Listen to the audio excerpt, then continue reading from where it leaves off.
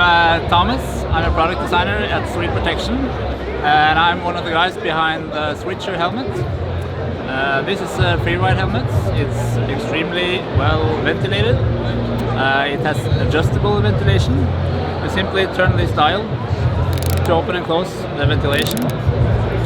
Additionally, we have these vents on the side that cools the sides of the head, and we also have goggle exhaust ventilation. We have an all-new interior, so it has the Fidlock magnetic buckle, very easy to take up and down. We have the retention dial at the back, where it's set the same way as the adjustment. It comes with optional MIPS. We have a lot of colors in both with and without MIPS. You can also see how well it's ventilated, and when you open and close, you can really see how much air gets out and in.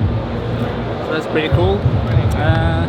We just got the Gold Award at ISPO for it, and it's audio ready. You can buy audio chips, insert to the earpieces, and connect it to your phone. You can listen to music, you can take your calls while riding. That's pretty much it.